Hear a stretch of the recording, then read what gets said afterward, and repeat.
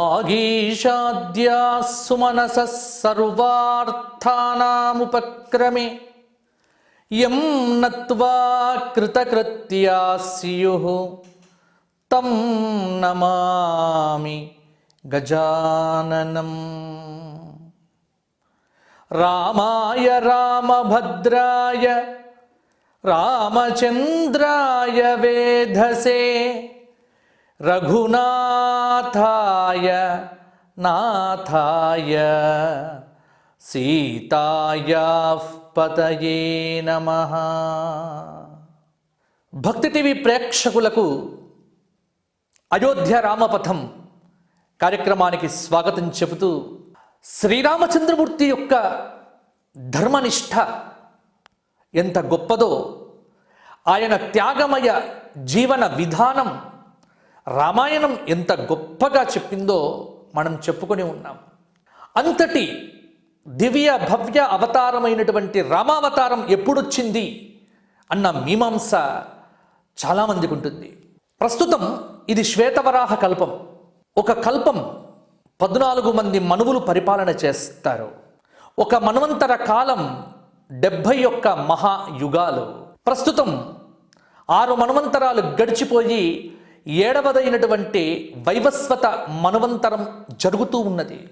ఈ సప్తమ మన్వంతరంలో 28వ మహాయుగంలో 3 యుగాలు గడిచిపోయి 4వదైనటువంటి కలియుగంలో 5124 సంవత్సరాల 11 నెలలు ప్రస్తుతం జరిగిపోయాయి. ఇది యథార్థమైనటువంటి లెక్క. మరి ఈ శ్వేతవరాహ కల్పానికి సంబంధించినటువంటి రామావతార విశేషం వాల్మీకి రామాయణం ఎలా చెప్పింది? రాముడు ఈ శ్వేతవరాహ కల్పంలో ఏ యుగంలో అవతరించాడు అంటే చాలామంది వెంటనే చెప్తారు త్రేతాయాం రఘునందన, త్రేతాయుగంలో రాముడు అవతరించాడు.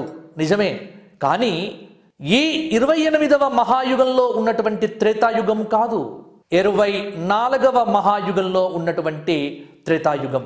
అంటే రామావతారానికి ప్రస్తుత సంవత్సరానికి, ప్రస్తుత కలియుగానికి, ప్రస్తుత మహాయుగానికి మధ్య 4 మహాయుగాలు.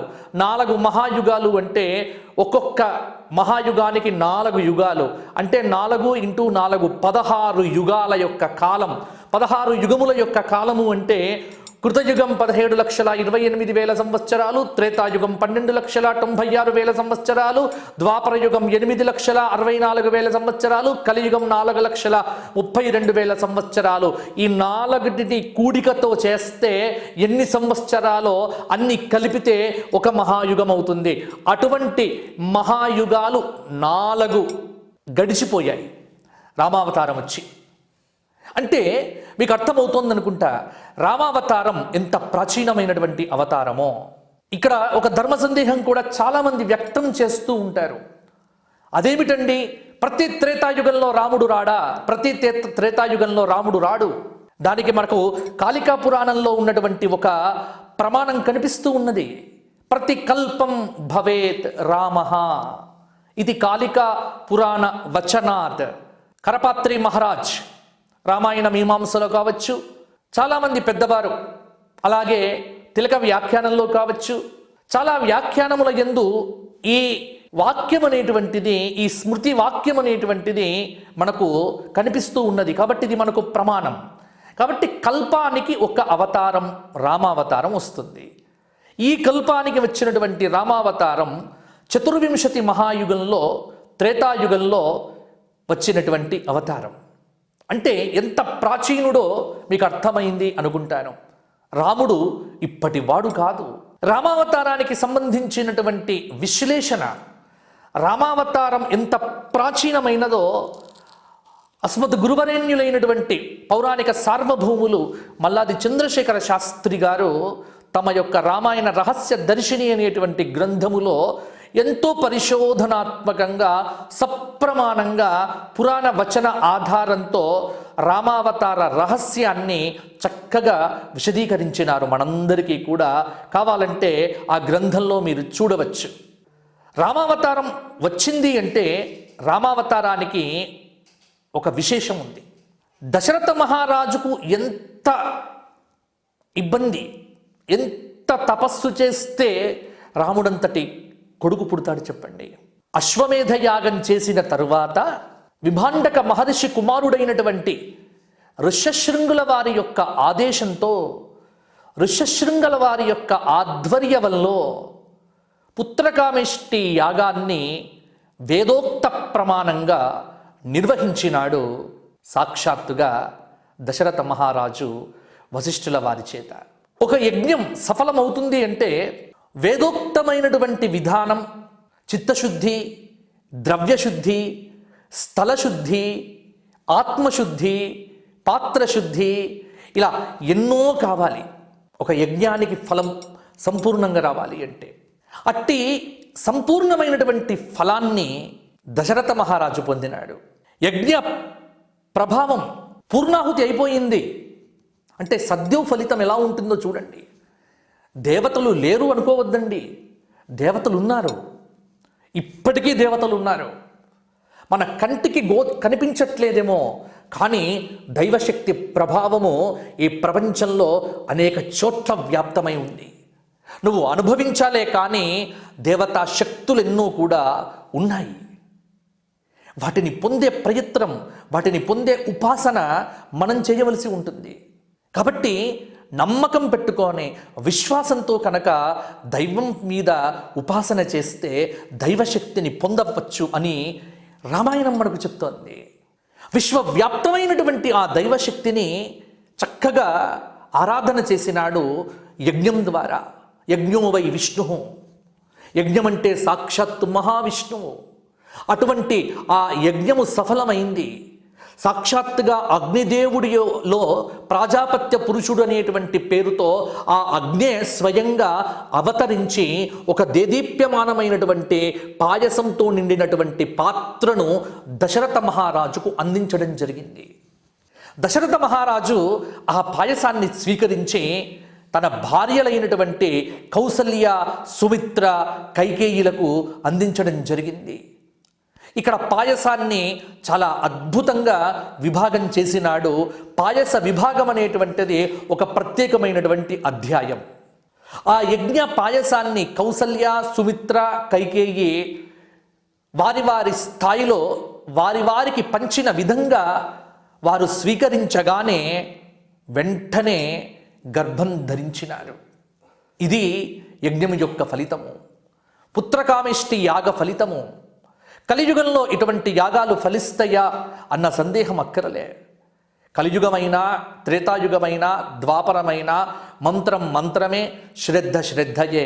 వైదికమైనటువంటి క్రతువు చెప్పినటువంటి పద్ధతి ప్రకారం చేస్తే అది ఏ యుగమైనా దాని యొక్క ఫలితం సంపూర్ణంగా మనుష్యులు పొందవచ్చు అని చెప్పటానికి ఇది ఒక మంచి దృష్టాంతం అని మీరు తెలుసుకోండి.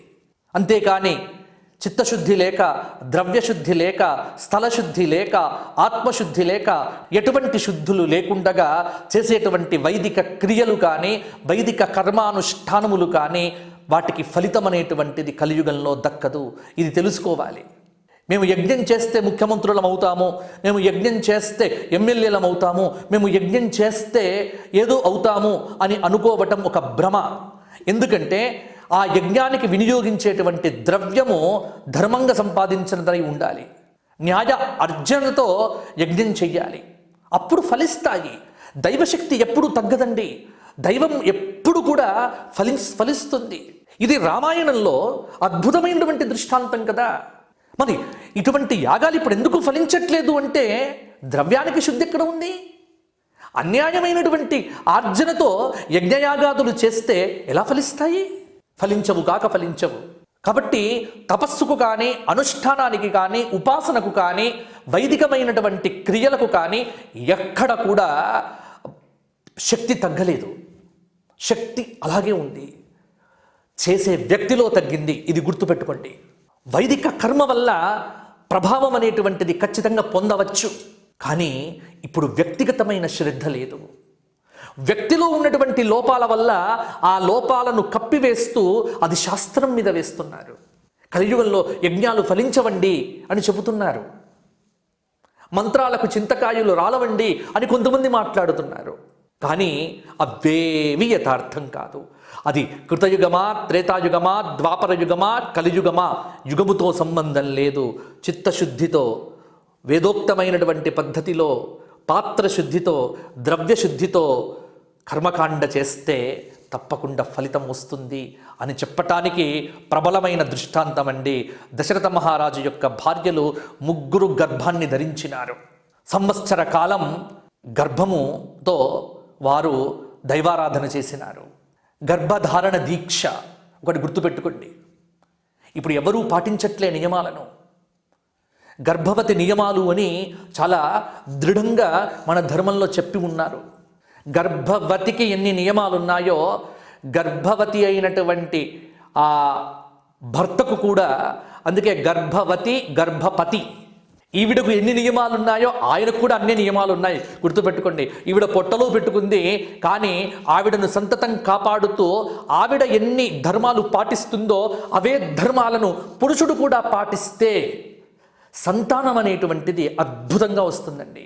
గర్భధారణ చేసినప్పటి నుండి ఒక ఉపాసన చెయ్యాలి, ఒక దైవారాధన చెయ్యాలి, ఒక ప్రాణికి జన్మనిస్తున్నామనేటువంటి ఒక దైవిక భావనతో గర్భాన్ని మొయ్యాలి. అనుకూలాత్మకమైనటువంటి ఆలోచనలతో మదంతా నింపుకోవాలి. విశ్వవ్యాప్తమైనటువంటి దైవీ శక్తులను ఆకలింపు చేసుకోవాలి. అప్పుడు పుట్టే ప్రతివాడు కూడా రాముడవుతాడు, పుట్టే ప్రతివాడు కూడా భరతుడవుతాడు, పుట్టే ప్రతివాడు కూడా లక్ష్మణుడవుతాడు, పుట్టే ప్రతివాడు కూడా శత్రుఘ్నుడవుతాడు. మనం రామాయణంలో ఇది దర్శించవచ్చు. యజ్ఞ పాయస ప్రభావము చేత కౌసల్య, సుమిత్ర, కైకేయి గర్భవతులయ్యారు. భగవంతుడి యొక్క తేజస్సు తమ గర్భమునందు ప్రవేశించుట చేత సూర్యుడితో, అగ్నితో సమానమైనటువంటి తేజస్సును ధరించినారు. కాబట్టి ఇక్కడ సమస్త దేవతలు రామావతారానికి సహాయపడటానికి భూలోకంలో అంశలుగా అవతరించినారు. దీని ద్వారా ఒకటి గమనించాలండి. న్యాయం, ధర్మం ఈ రెండూ ఆచరించేటువంటి వ్యక్తికి ఎప్పుడు ప్రకృతి సహాయం చేస్తుంది, దేవతలు సహాయం చేస్తారు.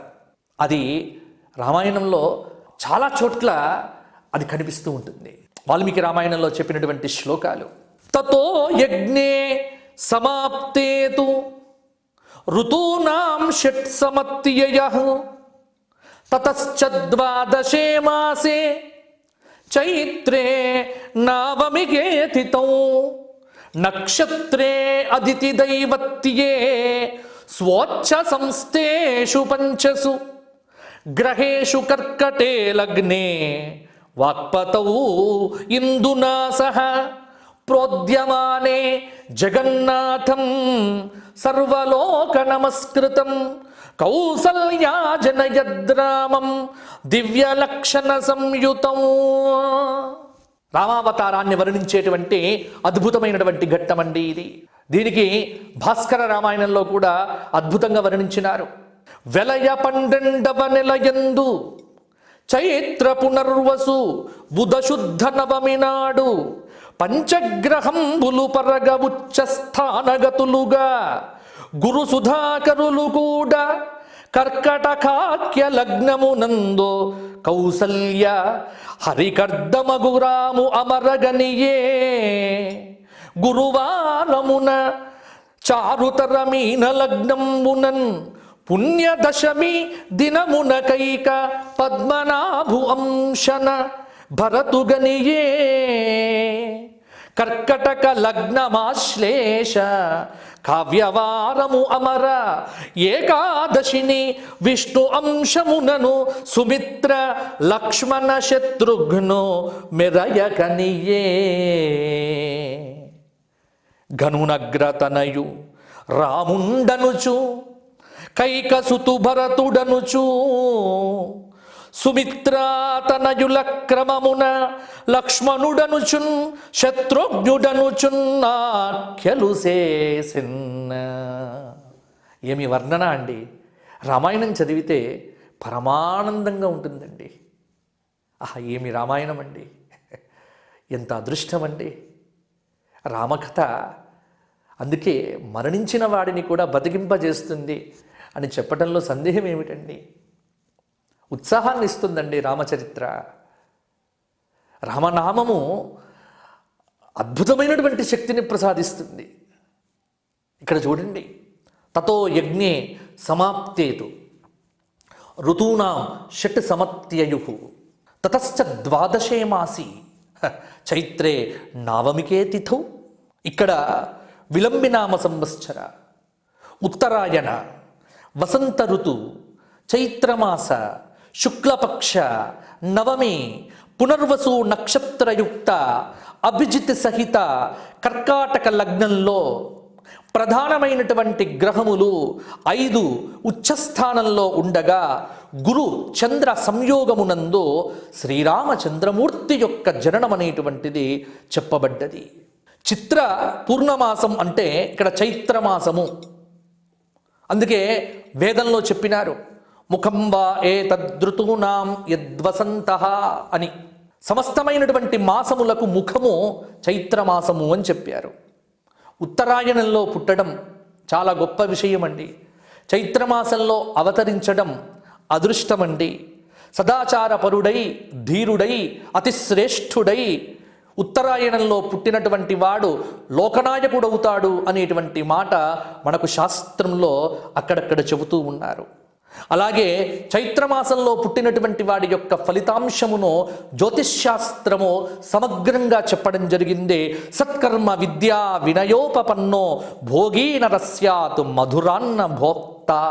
సత్కర్మపరుడు, విద్యావేత్త, వినయోపపన్నుడు, దాత మొదలైనటువంటి సద్గుణములు కలిగినటువంటి వాడై చైత్రమాసంలో పుట్టినవాడు అవుతాడు అని నిర్ణయించారు. పునర్వసు నక్షత్రము చేత బహుమిత్ర సంపద కలిగినటువంటి వాడవుతాడు అని, తండ్రి యశస్సుకు దీటైనటువంటి వాడు అవుతాడు అని, ఇలా ఎన్నో విశేషాంశములు శ్రీరామచంద్రమూర్తి యొక్క అవతార ఘట్టములో మనకు వాల్మీకి మహర్షి వర్ణించి ఉన్నాడు. కాబట్టి ఇక్కడ ఒక మాట ఏమిటి అంటే, సాధారణంగా శాస్త్రంలో ఉన్నది, ఒక్క గ్రహము ఉచ్చలో ఉంటేనే అతను గొప్ప నాయకుడు అవుతాడు, పంచగ్రహములు ఉచ్చలో ఉంటే లోకనాయకుడు అవుతాడు అని జ్యోతిష్శాస్త్రం చెబుతూ ఉన్నది. స్వోచ్ఛ సంస్థేషు పంచసు గ్రహేషు కర్కటే లగ్నే వాక్పతౌ ఇందునా సహ. ఎంత అద్భుతం అండి! గురుచంద్ర సంయోగంలో పుట్టాడు. కర్కాటక లగ్నంలో గురుచంద్ర సంయోగంలో పుట్టడము ఆహా, ఏమి అద్భుతం అండి రామావతారం. ఆ అవతార విశేషం చూడండి, ఎంత గొప్పవాడో. అందుకే జ్యోతిష్శాస్త్రమునందు ఇవన్నీ పరిశీలనగా చెప్తే నిజానికి ఇవన్నీ చెప్పాల్సిన పనిలే. ఎందుకంటే ఇది భగవద్ అవతారము. భగవద్ అవతారానికి శక్తి ఎంతో గొప్పగా ఉంటుంది. అయితే మనం అనుకుంటాం కదా, ఎలా పుడితే ఎలా ఉంటాడు అన్న వాక్యములు దీనికి బలాన్ని చేకూరుస్తున్నాయి. ఎందుకంటే సాక్షాత్తుగా ఇక్కడ రామచంద్రమూర్తిని మీరెప్పుడు కూడా మానవుడు అని అంటారేమో, నిజమే, మానవుడిగా అవతరించినాడు రామచంద్రమూర్తి. కానీ ఆయన సాక్షాత్తు నారాయణుడే. రాముడు నారాయణుడు అని చెప్పటంలో వాల్మీకి మహర్షి ఎక్కడా కూడా తడబాటు పడలేదు. రాముడు నారాయణ స్వరూపమే, సందేహం ఏముంది? దానికి బలం చేకూర్చేటువంటి ఆధారాలు చాలా ఉన్నాయి. ఇక్కడ విష్ణో పుత్రత్వమాగచ్చ కృత్వాత్మానం చతుర్విధం తత్రత్వం మానుషో భూత్వా ప్రవృద్ధం లోకకంటకం అవధ్యం దైవతై విష్ణో సమరే జహిరావణం అని మనకిక్కడ స్పష్టమైనటువంటి వాక్యములను మనకు ప్రమాణంగా చూపిస్తూ ఉన్నారు. కాబట్టి బ్రహ్మాది దేవతలు విష్ణు భగవానుడిని ప్రార్థన చేసినట్టుగా విష్ణో పుత్రత్వం ఆగచ్చ, ఓ హే భగవాన్ విష్ణు, నీవే పుత్రుడిగా అవతరించవయ్యా అని ఇక్కడ చెప్పడం బట్టి రాముడు నారాయణుడు అని చెప్పటంలో సందేహము లేదు. కానీ ఇక్కడ చాలా జాగ్రత్తగా మీరు అర్థం చేసుకోవాలి. రాముడు నారాయణుడే, కానీ మనుష్యుడిగా అవతరించినాడు. కాబట్టి రాముడు దేవుడా మానవుడా అన్న సందేహం అక్కర్లే. రాముడు దేవుడే, నారాయణుడే, కానీ అవతారం దశరథ నందనుడిగా, దశరథ కుమారుడిగా, ఎవరైనా ఆయనను ప్రశ్నించినప్పటికీ కూడా ఆత్మానం మానుషం మన్యే రామం దశరథాత్మజం అని ఆయన చెప్పినటువంటి సమాధానములను బట్టి తనను తాను మనుష్యుడిగానే భావన చేసుకున్నాడు రామచంద్రమూర్తి, రామభద్రుడు. కాబట్టి ఇక్కడ ఆయనకు పేరు పెట్టారు. జ్యేష్ఠం రామం మహాత్మానం భరతం కైకయీసుతం సౌమిత్రిం లక్ష్మణమితి శత్రుఘ్నమపరం తత వశిష్ఠః పరమప్రీతః నామాని కురుతే తథా. పెద్దవాడికి రాముడు అని పేరు పెట్టినారండి, రెండవ వాడికి భరతుడు అని పేరు పెట్టినారు, మూడవ అబ్బాయికి లక్ష్మణుడు అని పేరు పెట్టినారు, నాలుగవ అబ్బాయికి శత్రుఘ్నుడు అని పేరు పెట్టినారు. రామా, ఆహా, శరీరమంతా కదిలిపోదండి. రా కలుషంబులెల్ల బయలం బడద్రోచిన మా కవాటమై దీకొని ప్రోచు నిక్కము అది ధీయుతులైన తదీయ వర్ణముల్గైకొని భక్తిచే నుడువగా నరుగాక విపత్పరంపరల్ దాకొనునే జగజ్జనుల దాశరథి కరుణా పయోనిధి. ఆహా, ఎంత అద్భుతం అండి, ఏమి మాటనండి. రా కలుషంబులెల్ల బయలంబడద్రోచిన మా కవాటమై ధీకొని బ్రోచు నిక్కమది. కంచర్ల గోపన్న దాశరథి శతకంలో చెప్పినటువంటి రామనామ శబ్ద అర్థం. రా అంటే పాపాలన్నీ బయటకు వచ్చేస్తాయి, మా ఇక లోపలికి ఒక్క పాపం కూడా వెళ్లకుండా తలుపుగా మా అనేటువంటిది తలుపు పెట్టినట్టుగా, గేటుకు పెట్టినట్టుగా ఉంటుందట. అంటే రామ అంటే పాపాలన్నీ బయటికి పోయి మనం పుణ్యాత్ముడిగా మిగిలిపోతామండి. పరబ్రహ్మ స్వరూపం, పరమాత్మ స్వరూపం, భవ్యనామం, దివ్యనామం, అద్భుత నామం, సుందర నామం, సురుచిర నామం, దివ్యనామం, భవ్యనామం, అప్రమేయమైనటువంటి నామం, సమస్త వేదముల సారము, సమస్త శాస్త్రముల సారము, సమస్తమైనటువంటి బాధల నుంచి మనను తప్పించేటువంటి భవ్య దివ్య నామము రామనామము కదండి. అందుకే జనవరి 22వ తేదీన అయోధ్యయందు ప్రతిష్టాపితమయ్యేటువంటి ఆ రాజా రామచంద్ర భగవానుడిని మనస్సునందు స్మరిస్తూ శ్రీరామ జయ రామ జయ జయ రామ అనే నామజపాన్ని మీరు చేస్తూనే ఉండండి. మరి రాముడి యొక్క ప్రత్యేకత, రాముడి యొక్క విశేషాలు, రామచంద్రమూర్తి యొక్క ప్రాభవం, రామచంద్రమూర్తి యొక్క వైభవం, రామచంద్రమూర్తి యొక్క ధీరత్వం, రామచంద్రమూర్తి యొక్క ఏకపత్ని వ్రతము, రామచంద్రమూర్తి యొక్క స్థితప్రజ్ఞ లక్షణములు ఒకటేమిటి, సర్వము అనేకము అద్భుతము అయినటువంటి విశేషములు మీకు ఈ జనవరి 22వ తేదీ వరకు కూడా నేను అందించే ప్రయత్నం చేస్తా. ఎక్కడ కూడా వదిలిపెట్టకుండా చూసే ప్రయత్నం చేయండి. మరల రేపటి భాగంలో అద్భుతమైనటువంటి రామచంద్రమూర్తి యొక్క దీక్షా వైభవాన్ని తెలుసుకునే ప్రయత్నం చేద్దాము. జై శ్రీరామ్. లోకా సమస్తాః సుఖినో భవంతు.